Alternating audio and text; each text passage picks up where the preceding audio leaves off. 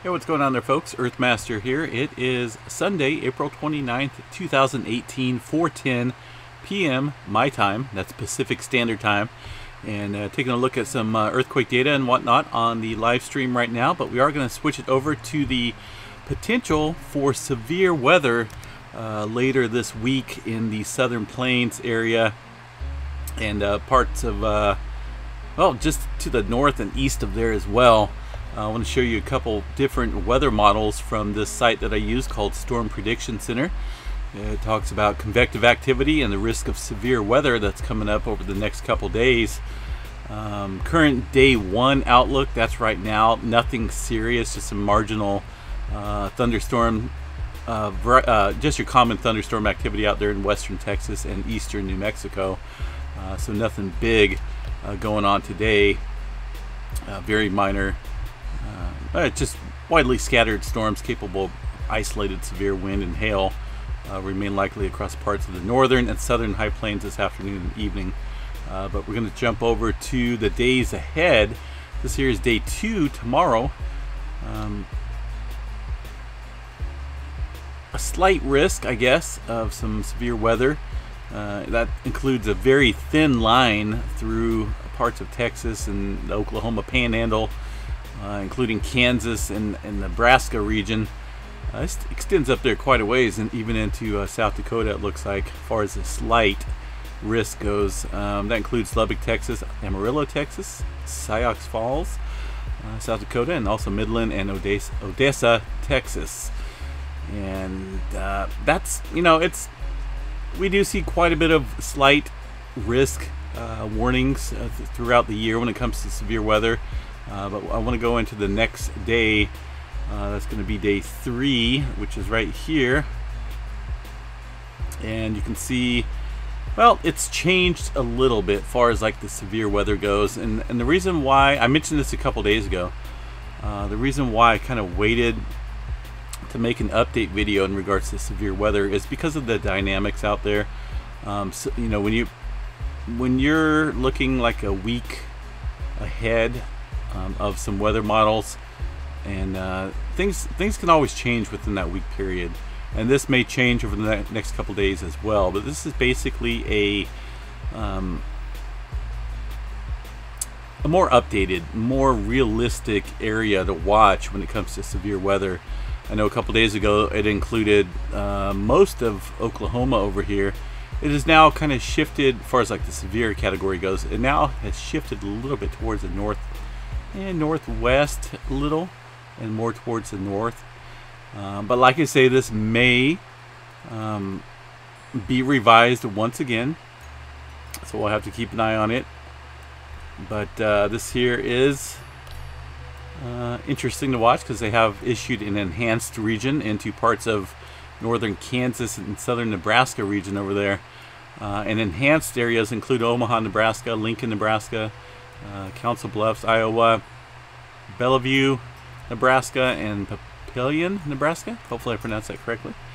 That's a more enhanced region where we could see possible severe weather, which it could include tornadoes and whatnot. Here's a little summary from them. Severe storms are expected mainly across northeast Kansas into southeast Nebraska Tuesday from late afternoon through evening. Now this is Tuesday from late afternoon through evening. Large hail and damaging winds are most likely. More isolated severe storms are possible from central Kansas and western Oklahoma. And this goes on to tell the dynamics of the storm systems that are setting up and whatnot. I'm not going to read all that, but you can. You're welcome to. Once again, you just got to go to Storm Prediction Center and check out the convective outlooks for this region. But definitely quite a few strong storms expected in this region. They're saying a brief tornado cannot be ruled out with initial development prior to the expected upscale growth. That's in southeast Nebraska.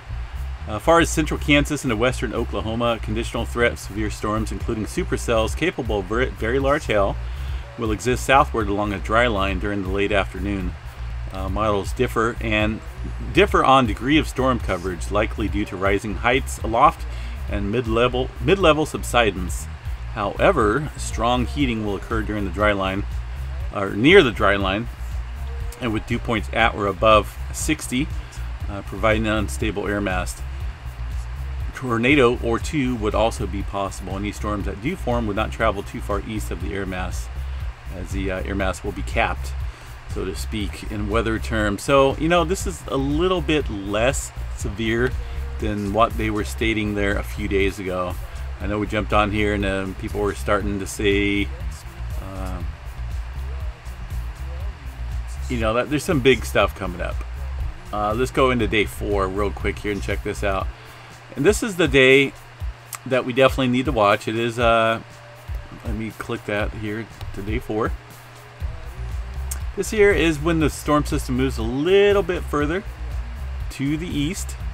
And that also includes, you know, a good portion of Oklahoma and Kansas. Now this setup right here is a little bit more designed for some severe weather. This is on Wednesday. So we'll read this real quick. On Wednesday, day 4, an upper trough will progress across the Four Corners state with a belt of, okay, I don't want to read all this stuff right here. Thunderstorms definitely likely when we get to the severe weather part.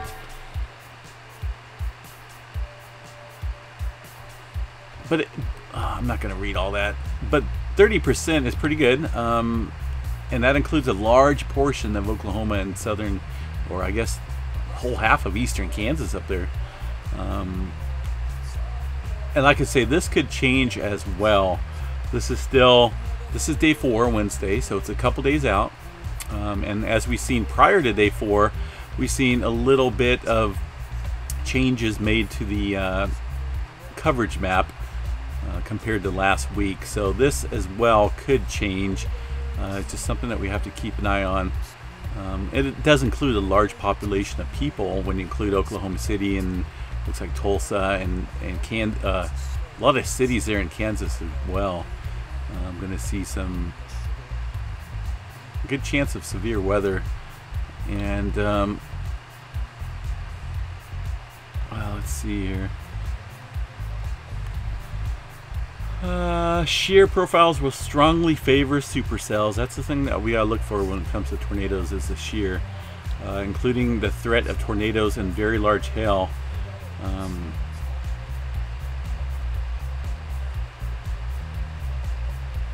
So we'll have to keep an eye on this and see exactly how this develops. You know, I don't want to fearmonger too much, but definitely keep an eye on the sky. Keep an eye on your local news and weather stations when it comes to, I'd say Tuesday and Wednesday. Wednesday being the most likely day we got to watch out for when it comes to severe weather. Not a big fan of large hail or tornadoes when it does any kind of damage, but I do like watching the dynamics and setup of it all. But we definitely want to be on guard when it comes to the weather on Wednesday in the southern plains region there. Includes Oklahoma and southern Kansas, or eastern Kansas, I should say. 15% also includes a large portion of Texas and up into portions of Nebraska, Iowa, and that's a 15% risk of severe weather. And what I mean by that, a depicted severe weather area indicates 15 to 30% or higher probability for severe thunderstorms within 25 miles of a point. So this is kind of a big deal. I mean, it's something that storm chasers and meteorologists watch a lot when it comes to dynamics and severe weather setups this time of year. So we'll keep an eye on it, folks, and see exactly what develops, and watch this low pressure system as it pulls in from the east there. It pulls up a lot of moisture from the Gulf region, the humid air. Now this here is this is just a GFS map, and this thing always changes, but it gives you a pretty good idea of where a lot of the system is going to be. Once it moves off to the east, the severe weather threat diminishes a little bit, but definitely some moisture also being pulled over to parts of Arkansas and towards the southeast region. But Wednesday and Tuesday is going to be the day to watch, and it's just not really showing too much right there in this GFS model, but we'll just have to see what happens and keep an eye on things. Like I say, if you do want to look further into this potential setup for severe weather, you can always check out your local news if you live in the Oklahoma or Kansas region. But also, Storm Prediction Center is a really cool site to use when it comes to looking ahead for severe weather. And it explains a little bit more of the dynamics and dew points and the Cape and everything else like that when it comes to severe weather setups in their discussions. And I'm sure this will change over the next couple days, but we'll update it if we need to. Right now, Wednesday looks to be the main one. Monday and Tuesday has died down a little bit when it comes to the severeness of the severe weather, which is probably a good thing for the folks that live out there. But still keep an eye on Wednesday, as it does have potential for some good setup there for some supercells and whatnot, which also includes tornadoes. So got to be on guard for all that stuff. All right, folks. Well, have a great day. We are live streaming 24/7 earthquake and solar weather data. Also streaming live Yellowstone National webcam or National Park webcam right there at Old Faithful Geyser. A couple folks out there. Even looks like possibly a kid right there enjoying the view of Old Faithful, which is kind of just taking a break from her episodes, so to speak. And yeah, looks like a great day up there. All right, folks, take care. Stay safe out there.